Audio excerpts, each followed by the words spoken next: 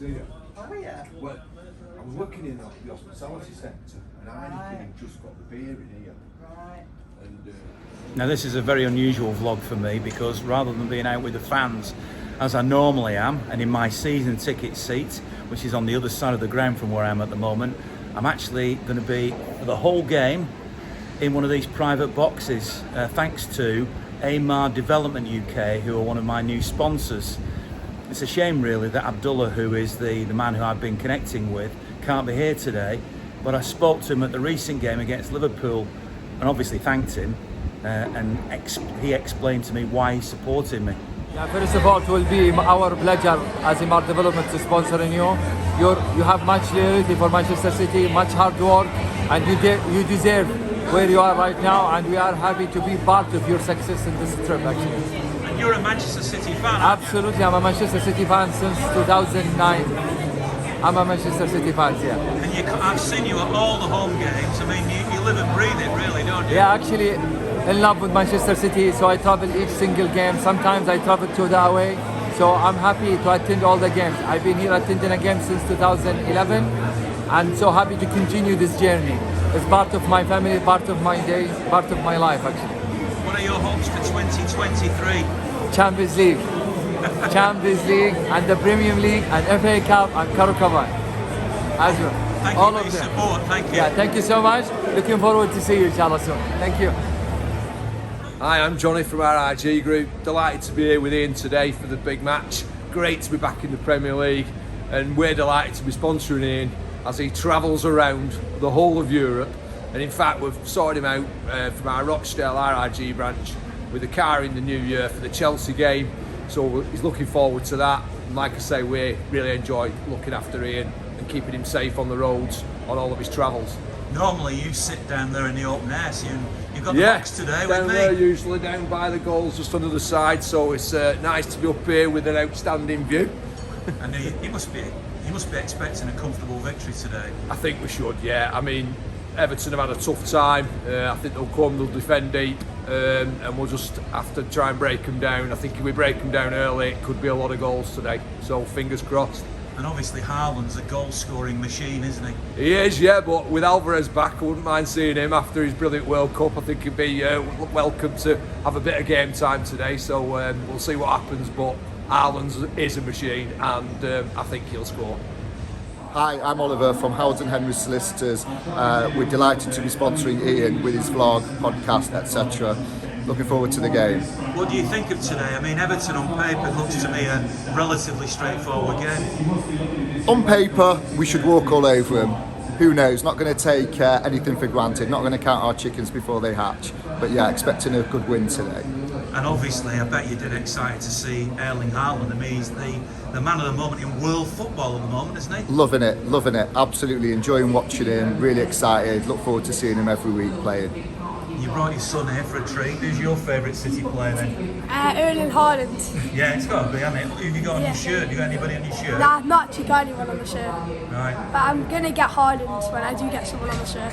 He's some player, isn't he? Yeah, he is. He's amazing. And what do you reckon today? I mean, obviously, there's a lot of talented players here. Yeah. I can't wait to watch them all. So, firstly, I'm David from the other bit of Howard's Solicitors. I'd like to think it's a rollover, but I've also been watching City for 40 years. We could still lose. Don't say that. No, I've got to be realistic. It's 40 years inbred. We could lose, but realistically, I hope it's a 4-1 and a 5-1 or whatever, and that Max can enjoy lots of goals. Yeah. Well, we'll see. It's a delight to be able to thank you for helping me. It's a pleasure. Enjoy the box. Thank you. So a big thanks to Howard Solicitors, who sponsor my audio podcast, which is weekly. This week it featured Paul Lake. Here's a little video extract of what we do every single week on the podcast, thanks to Howard's. I'm I'm sure we all love Jack Grealish, and I'm desperate for Jack Grealish to score more goals and to play well. But it feels like if Phil Foden plays last night, he scores 2-3 goals, and therefore you have to rotate. And we scored 3, and we should have scored a lot more. But you do feel that the more that Jack is playing like that, and he does do well, and he does provide assists, and he is effective.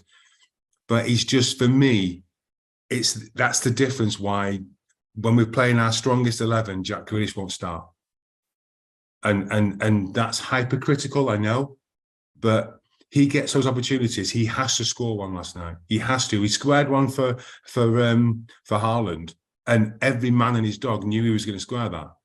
And it's not because he can't finish. It's because he is not confident in front of the goal. And that's an area of his game that he has to work on. And if we're thinking about Champions League and getting to those, later echelons and even hopefully winning it one day, players like Jack Grealish have to do more. They have to score more goals. They have to be more clinical. What is the one thing I have repeated over and over and over again is Manchester City need a player that is tall, that is big, that is going to fly towards players, bear down upon those defenders like they're not even there, like they don't exist. What have we got? We've got Haaland. He's come. My prayers are answered. I'm so happy. I was so happy when we signed him. I was like, this is it. This is the guy. This is the one I've been wanting for all these years we've been doing this podcast. He's big. He's strong. Defenders are thinking twice when he's coming towards them. He's between players like they don't even exist. His legs are all over the place and he's accurate. He's flinging his legs around and he's scoring goals. It's just magic. Oh my gosh. I go back to the Henry thing a lot on this podcast that he said about Pep.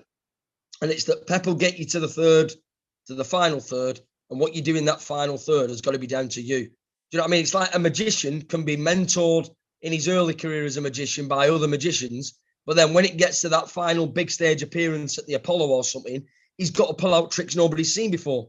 And that's what we're looking for from our Jacks and our Mahrezes. And our Bernardo Silva does it anyway. And David always did it. He was always doing it. But I want you to do what I'm asking you to do to a certain point, and then you've got to be Riyad Mahrez. I don't want you to be anybody else. I don't want you to be Neymar. I don't want you to be Lionel Messi. I want you to be Mahrez. Why is Mahrez better than anybody else in that area of the pitch? So I agree with what you're saying there. Sometimes he tries to move the ball on too quick. Maybe he doesn't show enough flair at times.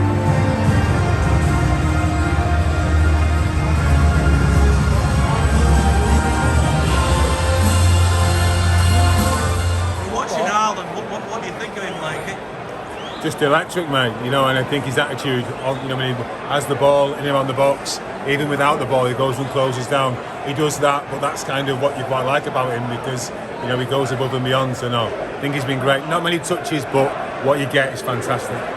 It's a phenomenon, isn't he, Rich? What is? Haaland. Yeah, to me, he looks like one of the Everton defenders has given him a bit of a dig because he looked like he was a bit warmed up before. But he's just a different class, and everything he touches and... here to score goals, isn't he? You seen a player like him?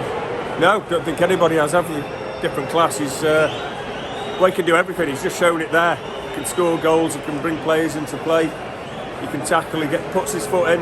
Great tackle, by the way. Love that.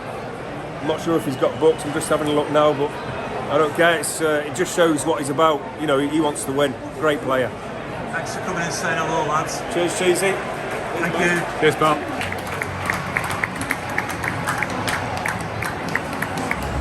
Well, nice to see Ian, Richard and Lakey making an appearance at half-time, just before half-time actually. And my verdict of the first half, well, Everton were a little bit better than I expected them to be. I think they're good in possession, but I still think City should get more goals in the second half.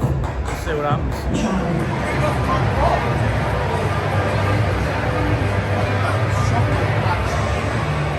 They came here, didn't they, just to defend, and then they got the lucky chance. But we weren't on our game today. A little bit disappointed, to be honest.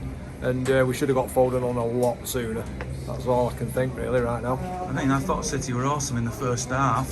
What went wrong in the second? Just lost momentum and pace, really. And I think, you could see 60 minutes in, there were a lot of stoppages, but 60 minutes in, you could see we needed a refresh. and he just held back a bit too long for me. I think we should have got more players on for fresh blood a lot earlier in the second half. Does that worry you now? I mean, Arsenal have got a chance as we're recording this now to open up a bigger gap. Nah, early days. There's plenty of time yet, and I've always thought Arsenal can slip up quite a bit yet. I think they did a number on us. I think they played quite well. I think they closed us down really well.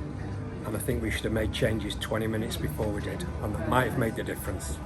What went wrong in the second half? Just more of the same. So more of the same without a change equals we got nothing. There'll be a lot of angry fans, we could hear them from where we were sitting, who will be blaming the referee for making bad decisions.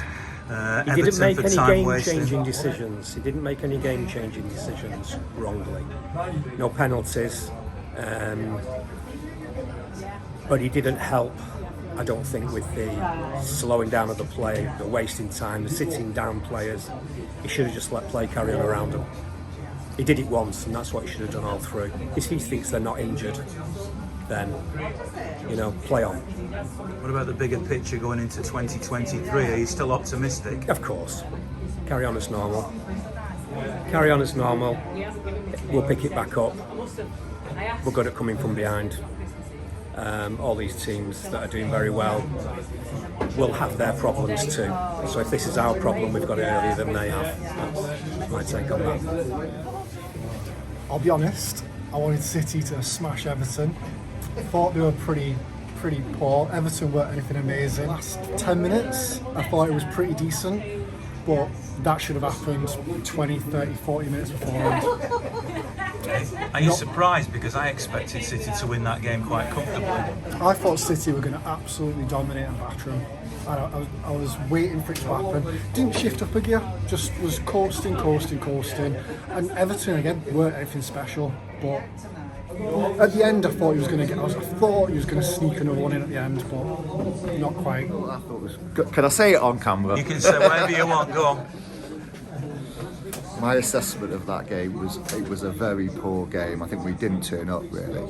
Simple as that. We didn't turn up. There was no quality. There was no genius. It wasn't the City that we used to. We saw glimpses. That was it. I don't know whether maybe we turned up thinking it was going to be easy. Because in the first half, I don't think we even got out of first gear, to be fair. They didn't even start their engine in the first half. We should have had it finished. Should have been 3-4-0 by the end of the first half, the way Everton played. Then they came out in the second half. We didn't put any extra effort in. They frustrated us. They did a really good job of frustrating us. Proof's in the pudding. 1-1, bad result. As a fan, though, can you explain why? It's all right saying they didn't turn up, they didn't do. Why? I don't know. It's very difficult. It just didn't look like the City of recent years that we used to. It really didn't. I think they turned up thinking it was going to be an easy game for them. I don't think they put the effort in. I think the changes were way too late. I'm not sure the way they played, that even if they'd have come on a bit earlier, it would have made that much difference anyway. Who knows? Chelsea's going to be a big must-win game now, isn't it? Every game's a must-win game at the moment, isn't it? We can't take anything for granted.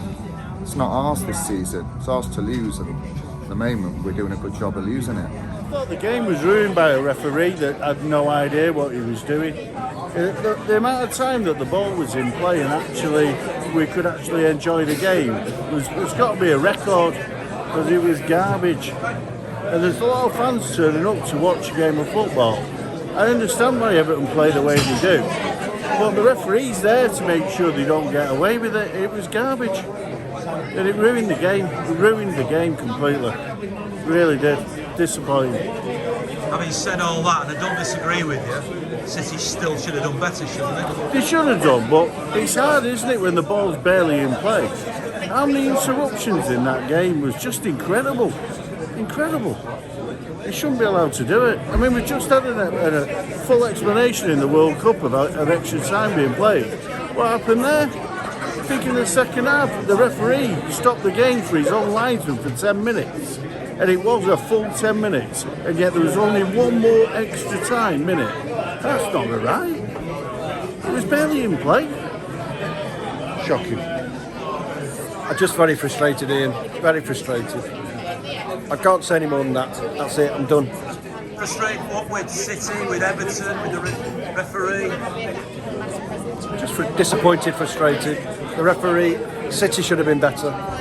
Should have taken the chances. That's as much as you want to say. Yeah. I can feel your pain. Maybe that'll drown it. It will. No more. Happy New Year, everyone. Well, on the pitch, that didn't go the way it was supposed to go. I'm very surprised, frankly, that City didn't win that game, and I can understand the frustration of the supporters. But in terms of the hospitality that I've been shown by Abdullah, who is from Eamar Development Limited, which is based in Stockport, his generosity of giving me a box today, which I've never had the chance to be in for a full match at the Etihad in my life before, I'm very, very grateful for, and of course to the people who sponsor me and support me. So with a very sincere Happy New Year to everybody who follows me, to retweet us and all the rest of it, I would say keep the faith. Next year, 2023, is another year, and you know, one thing for sure, it's great to be a Blue, even on the days we don't win.